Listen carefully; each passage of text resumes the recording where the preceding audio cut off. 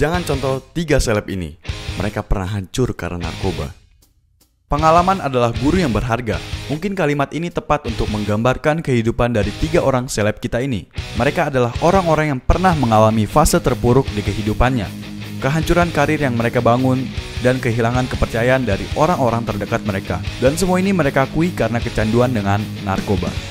Inilah secuil cerita mereka, bagaimana mereka bisa beruntung lolos dari maut dan membangun reruntuhan puing-puing karir mereka. Ini tumben skripnya rada puitis. Ari Lasso. Namanya mulai dikenal saat dirinya menjadi vokalis band Dewa. Popularitas pun dengan cepat dia dapatkan. Dari situlah dia mulai kecanduan dengan berbagai jenis narkotika. Bisa dikatakan Ari mengalami star syndrome. Dewa itu is a real band yang kita bentuk, bukan dibentuk produser, tapi kita yang bentuk sendiri. Oke. Teman dari teman SMA, teman bergaul. Benar. Kemudian drugs menjatuhkan saya. Saya menjadi orang yang tidak komit. Keadaannya semakin memburuk. Tidak pernah dalam keadaan sadar saat sesi latihan maupun di panggung saat itu. Ari Lasso mengaku bahwa dirinya sudah menjadi pecandu berat narkoba sejak tahun 94. Dan pada tahun 99, Ari dikeluarkan dari Dewa. Hidupnya menjadi miskin pasca tak lagi bersama Dewa 19.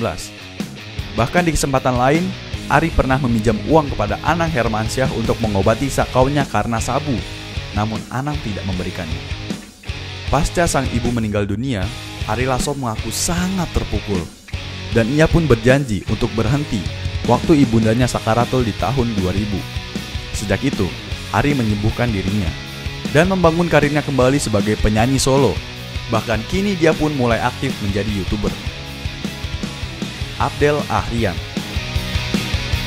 Sebelum dikenal sebagai presenter, pemain sinetron, dan komika, Abdel adalah seorang penyiar radio humor di Jakarta. Kemudian dia menjadi manajer dari grup lawak Bagito yang saat itu sedang booming di dunia hiburan Indonesia. Banget dia tahu BBM mahal, gue pernah nggak pakai bensin.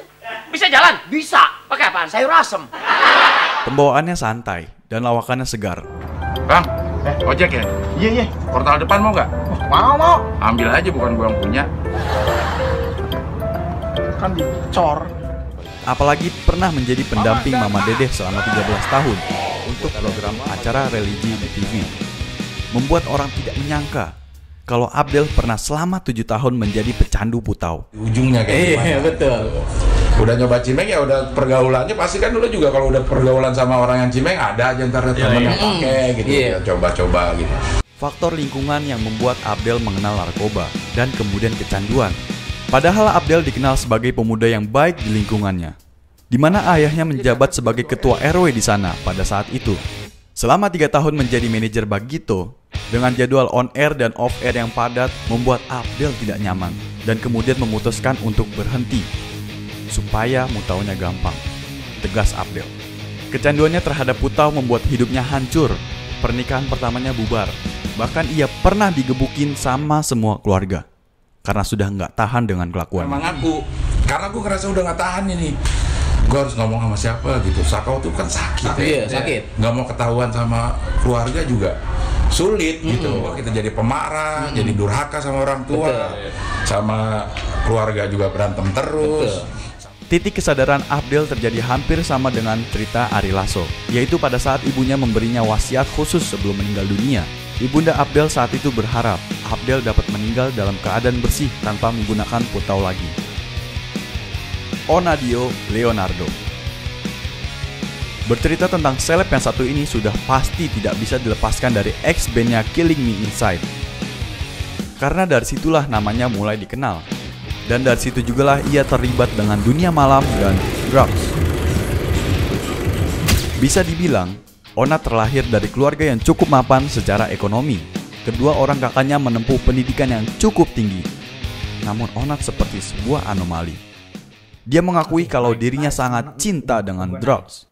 And then gue keluar because of drugs. Kan gue bilang gue duniawi. Apa drugs dulu?